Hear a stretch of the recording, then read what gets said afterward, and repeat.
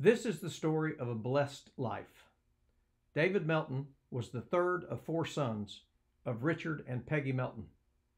He was born in Evansville, Indiana, and when he was 5, his family moved to Southern California for his father's work.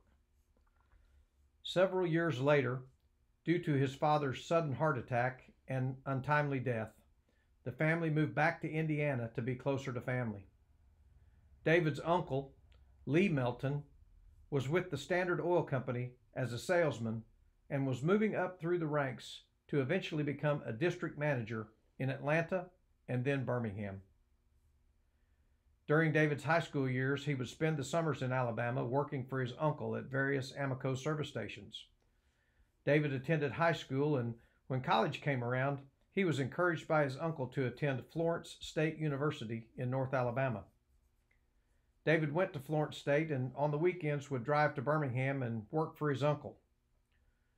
The first 2 summers he got jobs in Birmingham, he operated a new concept of a fueling station built in the parking lot of a Western supermarket that provided a, quote, new service called mini-serve. The customer was allowed to actually pump their own gas and receive a discount. At this time, most major branded service stations still only offered full service. After 2 years, David returned back to Evansville, where he received a scholarship to play soccer, and he graduated with a degree in early education. While he was waiting on a teaching job and doing substitute teaching, Lee Melton called David and told him that he needed to get a real job, and if he wanted one, to come to Alabama. So in the late 1970s, David was on his way to Alabama to work for his uncle, who had then retired from Amoco and had now set up his own jobbership in Birmingham. During this time, David met Joyce Berry, and they were married in 1982. It was a great time in David's life, but several years later, David's uncle decided to sell his company and fully retire. This turned out to be a blessing in disguise for David. Ralph Weeks, an Amoco jobber from Lakeland, Florida, was buying the business, and he wanted to keep David on as the local manager. Quality Petroleum and the Weeks family taught David many new skills and operating ideas, and as Quality Petroleum in Birmingham grew, David's interest in ways to grow the effectiveness of a small business grew as well. David volunteered for committee assignments in the Alabama Oilmen's Association. He became involved in the Environmental Committee and the Legislative Committee. He served on the board of directors, and in 2001, he was elected president of the board. During that same year, he was also selected as the association's Oilman of the Year. As Alabama went on to develop rules and regulations for underground storage tanks, the Oilmen's Association lobbied hard for correct, effective legislation. This was a moving target, though, as it took a great deal of knowledge to determine the best solution for so many different Alabama businesses and companies.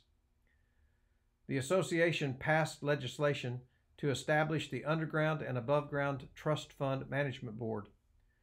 This group of state and industry shareholders were tasked to assist and manage issues concerning the underground storage tanks, their owners, and those that regulated them. David was a founding board member of this group, and among many of the tenets, it gave most tank owners a way to financially continue with environmentally strict regulations. David relied on advice and support from friends like Dean Moody, Brock Hill, James Idson, Robert Shepard, and many, many other industry-related individuals. As his experiences in the environmental field showed him, many of the business issues relied on personal relationships with local and state leaders. So David began serving, and continues to serve today, on the association's legislative committee. He's called on our representatives in Montgomery, and he's also traveled to talk to our elected officials in Washington, D.C. Although there have been some name changes to the association during David's tenure, the main focus has remained the same. When David isn't working, he enjoys time with his family and his grandchildren, Zeke, Rivers, and Dylan. They all enjoy fishing and swimming.